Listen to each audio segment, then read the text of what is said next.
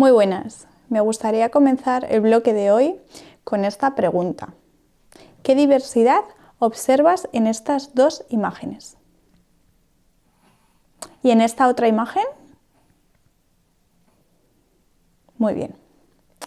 Estamos acostumbrados a detectar algunas diversidades y a pasar por alto otras. Como vemos en este experimento, nuestra mirada, dependiendo de lo que vemos, pone el foco en un aspecto de la persona y el resto de las características individuales pueden pasar a un segundo plano.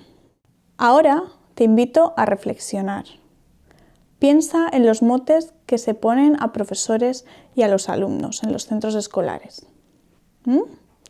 ¿Recuerdas cuáles se daban en tu clase? ¿Están relacionados o puedes relacionarlos con algún tipo de diversidad funcional de la persona?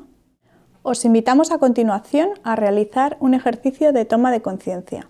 Sin intención de etiquetar, sino todo lo contrario, me gustaría que analizáramos juntos las diversidades que forman parte de la humanidad y de las que todos nosotros, tú y yo, somos portadores. Anota en un papel la siguiente información. Diversidades biológicas, como el sexo, la edad y las características físicas. Diversidades funcionales, es decir, las diferentes capacidades y ritmos de aprendizaje se pueden diferenciar como diversidad funcional física, sensorial o cognitiva. Diversidades afectivo-sexuales, diversidades culturales como el género, la clase social o la diversidad lingüística. Muy bien, este pequeño esquema aparece también en los recursos de este bloque. ¿Ya las tienes? ¿Las tienes en tu papel? Bien. Me gustaría que te levantaras, buscaras un espejo con esta lista en la mano, te miraras detenidamente y apuntaras las diferentes diversidades que observas en ti mismo. Ahora, reflexiona, ¿eres portador de otras diversidades que son menos visibles? Anótalas también. Sabemos que a lo largo de la historia de la humanidad, una valoración cultural negativa de estas diversidades que hemos visto es la causa de procesos discriminatorios. Un ejemplo de discriminación por diversidad de género es cómo en algunas culturas se otorga al género masculino más valor que al femenino, sin mencionar a las personas que se identifican con el transgénero. En nuestro curso nos interesa poner el foco en la diversidad funcional del ser humano, pero no podemos olvidarnos que es un aspecto más de cada persona. Insistimos en este punto porque nuestra mirada está educada para detectar de un modo negativo determinadas diversidades, especialmente la diversidad funcional. Como hemos visto en el experimento y al reflexionar sobre los motes, tenemos que entrenarnos para romper este hábito de percepción y de interpretación que está muy anclado en nuestro imaginario colectivo. En el primer apartado de este bloque haremos una breve cartografía social para entender de qué modos se ha gestionado la diversidad funcional de la población hasta hoy, profundizando en la problemática de los ciudadanos más invisibles, las personas con discapacidad intelectual y del desarrollo, que hemos estado hablando de diversidad funcional cognitiva, ¿verdad?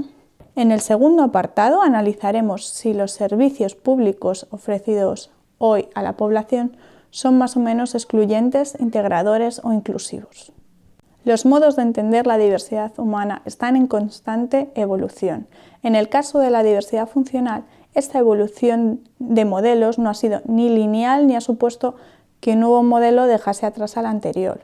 En nuestra sociedad conviven ahora mismo, por así decirlo, tres diferentes posicionamientos frente a la diversidad funcional, que vamos a explicar a continuación. Empezamos hablando del modelo de prescindencia, que se refiere a una primitiva respuesta ante la diversidad humana, en la que las prácticas violentas aceptaban, entre otras acciones, el infanticidio como una estrategia de regulación social. Además de eliminar directamente a parte de la población, existen otros modos de exclusión radical, como el encierro o la mendicidad, que permiten la vida de las personas consideradas prescindibles, pero las dejan totalmente fuera de la comunidad. En segundo lugar, vamos a hablar del modelo médico rehabilitador, que se fue configurando poco a poco a lo largo de la Edad Moderna de manera paralela al auge de la ciencia. Este modelo es el predominante en las culturas occidentales hasta mediados del pasado siglo, momento en el cual surge el modelo social que explicaremos a continuación. El modelo médico rehabilitador es un modelo asistencial relacionado con el ámbito de la salud. Con la evolución de la ciencia y la medicina se comienza a prestar cada vez más atención a las personas con diversidad funcional, que pasan a ser objetos de estudio y de terapias. Entendiendo la discapacidad como la ausencia de salud, los profesionales tienen intenciones curativas y normalizadoras, pues la meta es que la intervención acerque a las personas con una discapacidad, en la medida de lo posible, a los estándares de las personas consideradas normales. Esta exclusión es más invisible y por tanto más difícil de detectar y resolver, puesto que aparentemente las personas se están formando en estos centros para ser útiles a la sociedad. Instalados en este orden social justificado por la ciencia y la salud, un cambio hacia un nuevo modelo inclusivo está conectado necesariamente con un cambio de paradigma en el ámbito científico, social y educativo, con un cambio de posicionamiento profundo. Ahora te invitamos a hacer una acción. Para el vídeo y dedica unos minutos a investigar si en tu barrio o en tu ciudad existen los siguientes tipos de centros: colegio de educación especial, centros ocupacionales y residencias. ¿En qué zonas están localizados? En mi tesis realicé una cartografía de los lugares que ocupan estas instituciones en Madrid y me sirvió para darme cuenta de que se suelen situar en el extrarradio de la ciudad. El nuevo modelo que en teoría abraza la inclusión es el modelo social.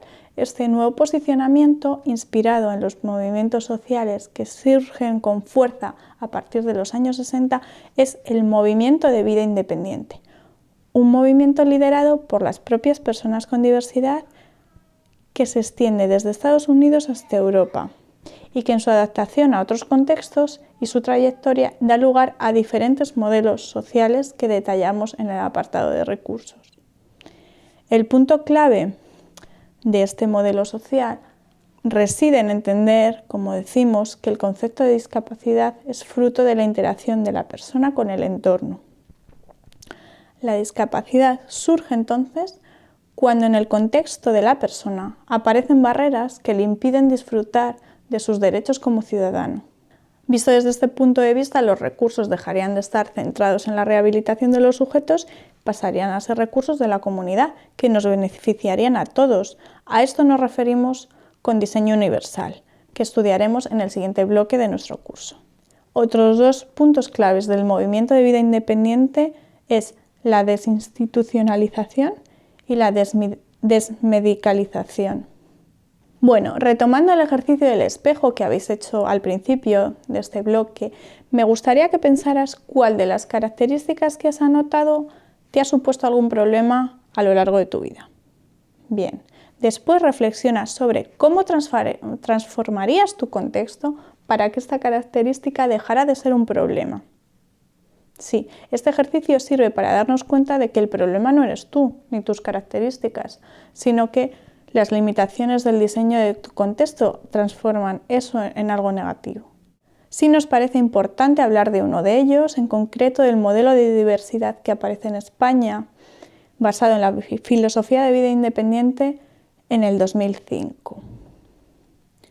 El movimiento de vida independiente, precursor de los modelos sociales, ha tenido una influencia muy tardía en nuestro país. Esto se debe a que la cultura sobre la discapacidad fue prácticamente inexistente durante la dictadura. Tenía un marcado carácter paternalista y caritativo relacionado con la tradición católica asociada al régimen. Con la llegada de la democracia trajo consigo nuevas políticas sociales, pero la herencia de aquella época está infiltrada en el panorama actual por el gran poder que la Iglesia Católica ejerce a través de sus centros específicos que se mantienen en activo bajo su dirección. Además, lejos de desaparecer, en nuestro país se siguen construyendo instituciones totales para personas con discapacidad, cajas especialmente diseñadas para personas con diversidad física e intelectual. Podemos ver cómo proliferan estas residencias dirigidas al sector de la población considerado como dependiente, incluyendo a los ancianos. La principal causa es económica, que no nos engañen, puesto que detrás de estas instituciones hay un gran mercado de constructores, catering, fundaciones, profesionales que se benefician de este modelo de dependencia. Está demostrado que la asistencia personal para una vida independiente tiene menos coste económico que una plaza en una de estas instituciones totales. Pero los intereses empresariales, apoyados por determinados políticos, boicotean las iniciativas personales y legales que van en dirección a la vida independiente. En los recursos de este bloque podemos leer una noticia del País donde se mostraba un caso concreto de corrupción en la Comunidad Valenciana, en el que políticos en activo presionaban vía telefónica a otros compañeros para que suspendieran prestaciones de asistencia personal, porque sus residencias, negocios propios de esos políticos, estaban quedando vacías, como ellos mismos explicaban. Vemos así la vulnerabilidad de las familias y de las personas con diversidad frente a nuestro sistema social y la aplicación de una legislación vigente en cuanto a la dependencia. No es hasta el año 2001 cuando se crea el Foro de Vida Independiente, que supone un espacio de difusión y aplicación de los principios del movimiento de vida independiente mundial a la realidad social española. Hablemos un poco de los pilares fundamentales de esta filosofía. Estos son los derechos humanos y civiles, la autodeterminación, la autoayuda, el apoyo entre iguales, la posibilidad de ejercer poder, empoderamiento, la responsabilidad sobre la propia vida y las acciones, el derecho a asumir riesgos y vivir en la comunidad. La clave de este modelo son los apoyos personales, con la figura del asistente personal como la herramienta fundamental para la vida independiente. Te invitamos a hacer otra pequeña acción. En nuestras vidas todos gozamos de apoyos naturales, ¿verdad? Personas significativas que nos han ayudado a ser quienes somos, tanto en los momentos difíciles como en la toma de decisiones. Para ver en perspectiva cuáles han sido los apoyos fundamentales en tu trayectoria, te invitamos a realizar una línea del tiempo de tu vida. La puedes dividir por etapas vitales. Infancia, 0-12 años, adolescencia, 13-18, edad adulta, mayor de 18. Ahora, sitúa en esta línea a las personas que han sido importantes para ti y destaca aquellas que han supuesto un apoyo en algo concreto. Describe en qué te han ayudado. Para acompañar a las personas con diversidad funcional desde este posicionamiento se han creado centros de vida independencia en muchos países. En España existen oficinas de vida independiente en Barcelona, en Galicia, en Andalucía, en Madrid y hay otras en proyecto en Guipúzcoa, Valencia y Zaragoza. Estas oficinas son espacios entre iguales de asesoramiento legal, formación e emancipación, además de gestión de la asistencia personal. Pero incluso este modelo en la práctica no es perfecto y es ligeramente excluyente. Sabemos que en la Oficina de Vida Independiente de Madrid no ofrece apoyo a personas con diversidad funcional cognitiva, es decir, que ciudadanos con esta singularidad tienen que seguir solicitando apoyo a las entidades dirigidas a las personas con discapacidad intelectual y del desarrollo. Por tanto, podemos afirmar que este colectivo es el que sufre más discriminación en nuestra sociedad. Si nos preguntamos qué servicios se ofrecen en España hoy a las personas con discapacidad intelectual y del desarrollo. Bien, a diferencia del movimiento de vida independiente, en el que las propias personas se situaban como líderes, los servicios dirigidos a este colectivo en España fueron las familias y los profesionales en un inicio los que lucharon por la defensa de sus derechos. Ante el desierto de un sistema social público en materia de discapacidad, en 1964 se creó la Confederación Española de Organizaciones a favor de las personas con discapacidad intelectual o del desarrollo, FEAPS, que hoy conocemos como Plena Inclusión. Plena Inclusión es un referente nacional en el cambio de paradigma. Ha ido dejando atrás el modelo médico rehabilitador para defender el concepto de personas con discapacidad intelectual y del desarrollo y defender los derechos de este colectivo. Pero si bien a nivel teórico los términos y metodologías que se utilizan hoy en el contexto español de la discapacidad parecen haber superado el modelo médico rehabilitador, la realidad no es tan alentadora. Sucede que son muy diferentes las buenas prácticas impulsadas desde plena inclusión en un tipo de entidad que en otra. Para entender esta problemática vamos a comparar el caso de dos tipos de opciones de vivienda para adultos con discapacidad en Madrid.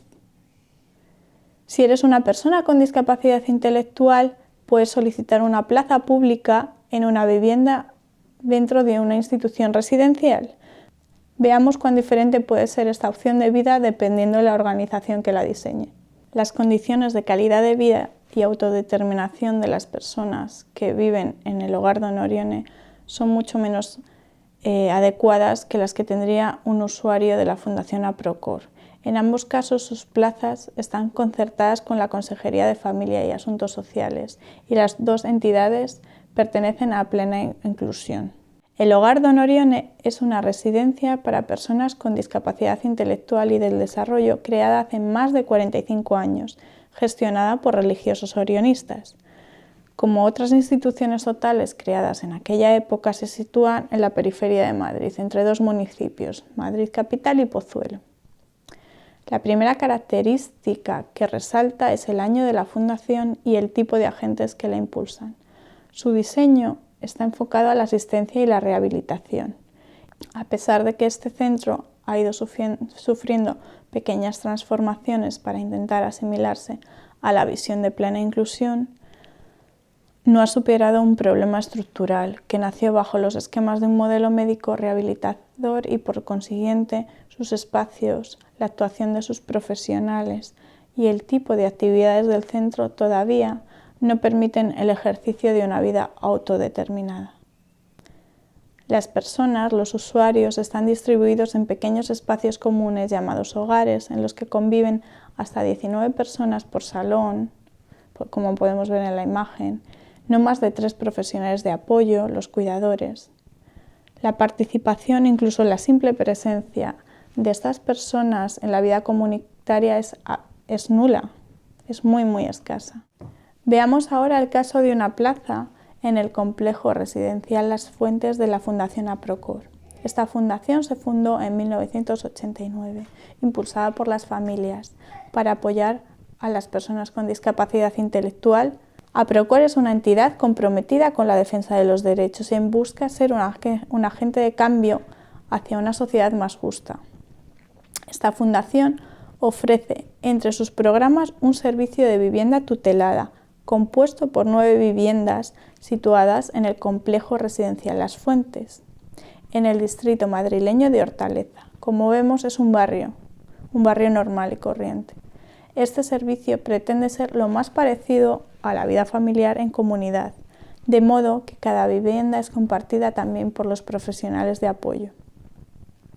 Las personas que viven en Las Fuentes pueden utilizar el espacio como si fuera su propio hogar. Diariamente gestionan sus vidas, tomando decisiones, participando en las tareas cotidianas, forjando relaciones interpersonales desde la horizontalidad. Estas viviendas están situadas en el núcleo del complejo y el flujo entre el espacio privado y el público depende de los intereses de cada persona. Es una vivienda abierta a la comunidad. Además, APROCOR apoya un servicio de vida independiente para acompañar a las personas con discapacidad intelectual y del desarrollo en la reflexión, decisión y planificación de sus proyectos de vida. Las personas que gozan de estas plazas pueden también solicitar apoyos personales para otras facetas de su vida, para el empleo, la formación, la familia y el tiempo de ocio. El análisis de estas dos instituciones ayuda a entender hasta qué punto la vida de las personas con discapacidad intelectual puede mejorarse y empoderarse dependiendo del tipo de servicios que la sociedad les ofrece. El papel de la familia es vital a la hora de buscar, elaborar y exigir unos servicios sociales de calidad desde un enfoque de derechos. Entonces, la toma de conciencia de la discapacidad implica hacer un análisis a todos los niveles, un análisis crítico del escenario actual, un análisis de nosotros mismos como profesionales y como ciudadanos. Además, si vemos cómo funcionan estos centros, la mayoría de las entidades específicas ofrecen varios servicios, de manera que una sola asociación puede albergar atención temprana, colegio de educación especial, programas de transición a la vida adulta, servicio de inserción laboral, centro ocupacional, incluso residencia. Esto significa que si una persona entra con 2 años en esta entidad, puede suceder que viva y se desarrolle dentro de ella desde que nace hasta que muere. Esta situación es realmente impactante porque si bien estas entidades se crearon en un principio para dar respuesta y apoyar las necesidades de cada persona en todas sus etapas, en esencia son espacios que atrapan a sus usuarios, son espacios caja. Un ejemplo totalmente distinto son los grupos de autogestores formados por personas con discapacidad intelectual mayores de edad, que se organizan para analizar las cuestiones que les preocupan, defender sus derechos y representarse a ellos mismos, sin que otros lo hagan en su nombre. Aún así, si analizamos un poco el trabajo de estos grupos de autogestores, todavía tampoco es visible en la comunidad, no cala. Por lo tanto, son necesarias otro tipo de estrategias de empoderamiento en las que sí que se produzca una interacción real de ciudadanos diversos, en el que el ámbito de la discapacidad y la comunidad se abran y se fusionen. En esta misma línea de trabajo se encuentra mi tesis doctoral, la investigación que realicé en Fundación Tuya, que consistió en crear un espacio de diálogo entre ciudadanos diversos para abordar juntos cuestiones vitales comunes a todos nosotros. La Fundación Tuya es una organización innovadora del ámbito de la discapacidad que busca abrirse a la comunidad. Para ello diseña eventos y formaciones donde se invitan a ciudadanos en general y a personas con discapacidad intelectual y del desarrollo y sus familias y profesionales en particular para idear todos juntos estrategias inclusivas e innovadoras. Estos espacios conversacionales son vitales para que el cambio de paradigma se experimente y transforme nuestros hábitos y relaciones y sobre todo afectos en torno a la discapacidad. Con esta reflexión me gustaría terminar el bloque de hoy y os invito a buscar algunas tareas y acciones para esta semana. Muchas gracias. Nos vemos la semana que viene.